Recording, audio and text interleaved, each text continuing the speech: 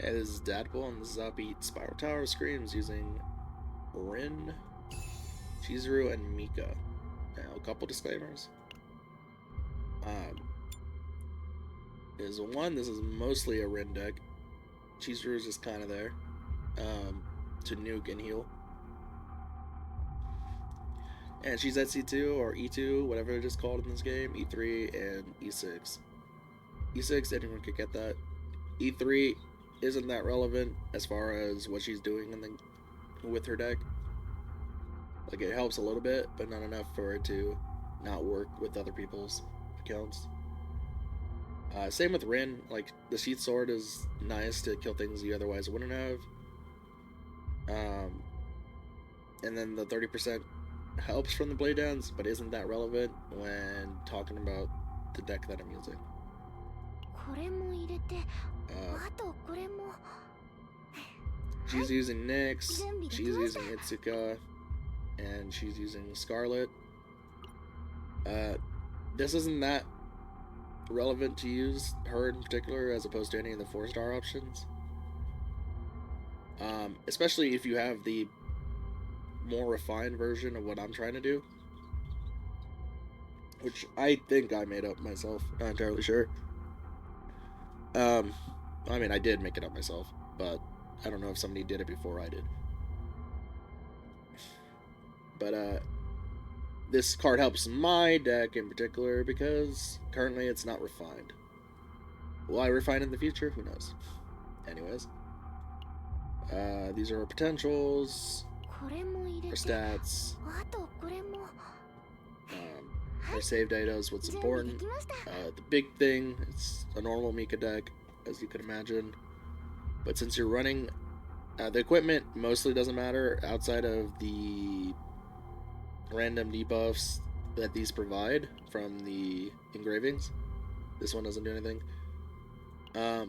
Like this one's the GOAT, the MVP, the On Ravage. In this mode, helps a lot, saves your lives.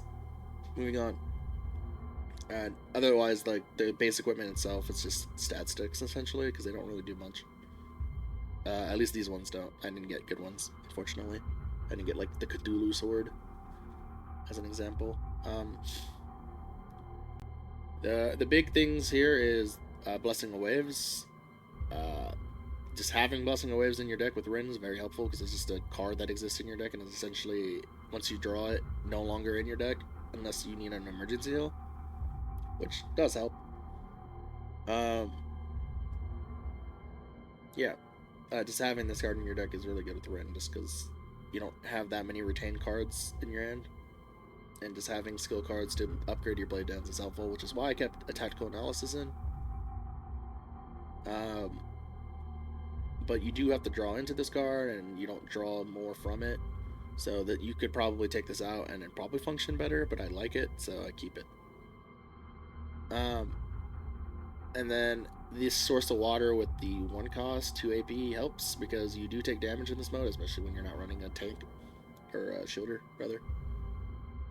And then you essentially get more AP out of it after the first use. So the first turn, let's say you have 3 AP, you'll go to 4, and then you'll go to 6, 8, and so on, assuming you have AP or HP to gain initially.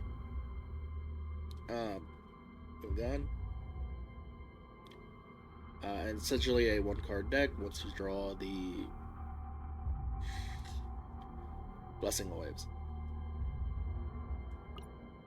Now, it's kind of weird to run Chizuru with Mika, because of the AP thing. That's why we got rid of the Bound. The Bound, honestly, doesn't do that much. It adds an extra hit to Shadow of the Moon. Why does that matter when I'm just getting a bunch of hits and there's a max cap to the amount of hits you can do because of the debuff they added to prevent like the Mei Ling span and Chizuru span of just like multi-hitting big move. Now, I wish this did have a draw 1 because again that'd be a refinement to do in general in the future. That would help me not need Nyx as much. But essentially, it's a bunch of draw 1s. You have a Shackles that doesn't come back in your deck. This just gives you passive Wisp. You could remove this card as well. I want to remove this card because drawing into this card might ruin a early turn. And then these debuffs are just a bunch of random stuff. They help a little bit, but a little bit goes a long way.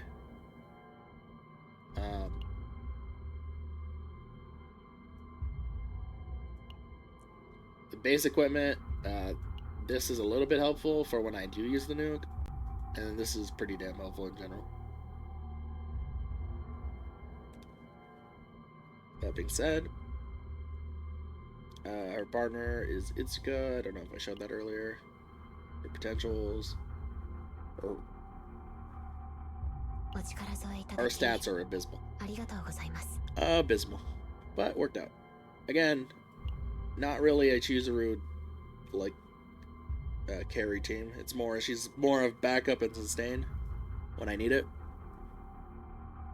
because she could nuke something, and it's helpful quite a bit, especially against like the king and queen pairing boss enemy. Anyhow, the more pivotal part. Let me show you your stats before I show the deck. Pretty good, 73 and 195. It's only 950 attack, so I could get more crit chance via that, via her potential. She's running Sakura, Scarlet, whatever. They're both the same person to me. Yeah, I think that's all I really need to show. Now, what's important is this card. This Divine Epiphany makes it so that you draw this card again, and the base card gives you Dark Mist, Destruction, and Annihilation. Oh wait, it gives you Destruction, Annihilation, and Blade Dance effectively. So your two big hitters.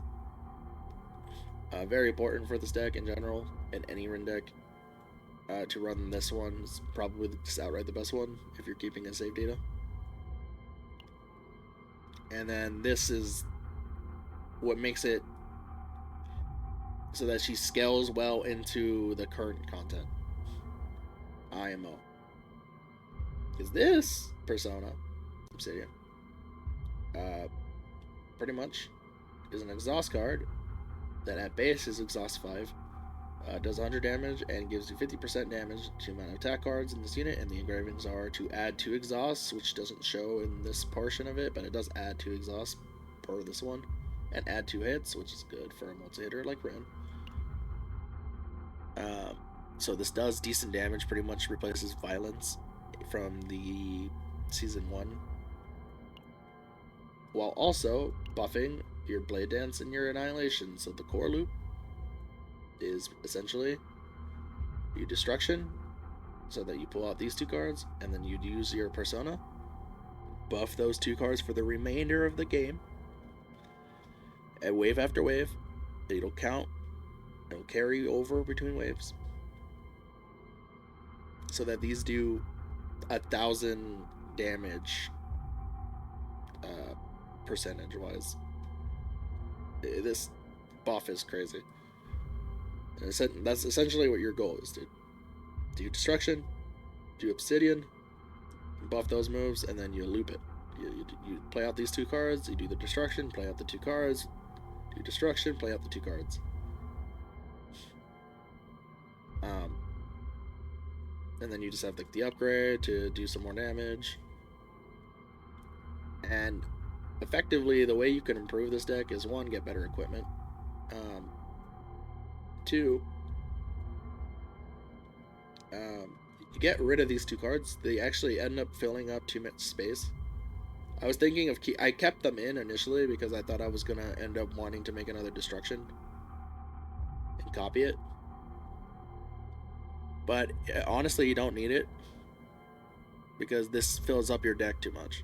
And drawing into these cards is usually a bad thing, even if you can buff it with Obsidian, they do a decent amount of damage later down the line, which is like the silver lining, but you don't need it. The other ways you improve the deck is changing out this drawing slash for a different one. like a multi-hitting one that makes it so that you go into Darkness Dance, like this one, but I believe there's a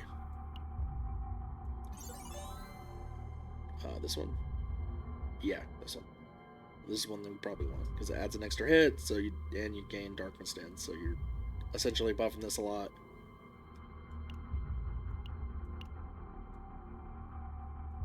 And this one, you would probably get a Divine Epiphany that makes it cost a 0, so that you don't actually need as much AP as you need. You could do that, or you could go the buff route like I've been doing, like the tenacity thing. I honestly don't mind it that much. I think it's pretty good. But between all of these, I think just doing this one is better because then you get 4 hits, and each 30% is realistically what, or each 50%. Excuse me, it's 50. Is effectively 200% bonus damage every single time you buff it. Whereas this one is the one I have right now is only 100 every time I buff it. And this one would be worse. This one would be worse than the one I'm currently doing.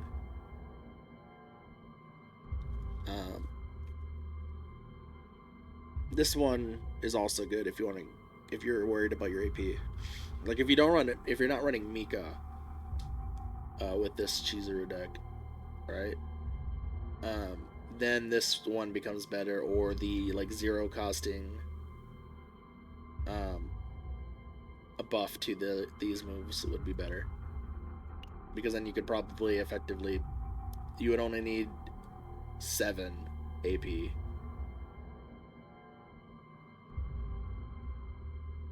Or hell, even less. You would need 3 AP if you, let's say you do this one. You have the Persona card in your hand. You do Destruction. You play out Annihilation. That makes your Blade Dance and your Persona card go down to a 0 cost. You use Blade Dance just to use it. You do your Destruction. You get both cards, and then you use the Persona, and then you buff him. And so on and so forth. Because then you only need 3 AP that way. And that way you will be 100% efficient. Or it would be a 0 AP deck. Hell, it would be a 0, or not 0, it would be a 3 AP cycle.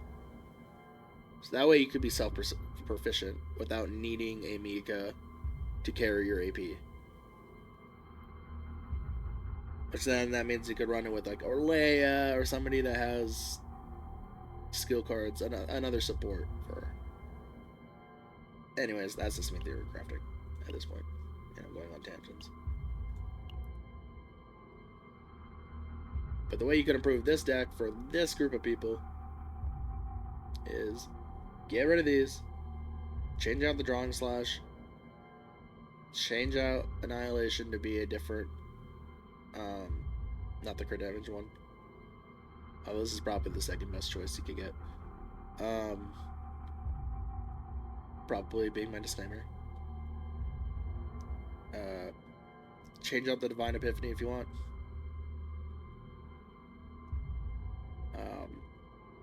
Drawing Slash, give it a Divine Epiphany, or give Dark Inner Art a Divine Epiphany, because you're getting rid of this would make it 160, so you could afford 1 Divine. And then change out Drawing Slash's thing to be the multi-hitter. And then, perfect. And this one, same thing. Give it a draw 1, maybe add a Persona or a skill like comping card that either draws and buffs you or something along those lines. Something that you won't get mad if it's in your hand. Better equipment throughout all of them. Like the only base good equipment I have is this one. And then all the minor ones are pretty decent. But yeah, that's the deck. That's the team. Those are the improvements I would do for them. Overall, pretty fun. It's a little clunky because again, I have like a little bit too much filler, being the standard cards or the non-remove cards. Uh, but really good deck.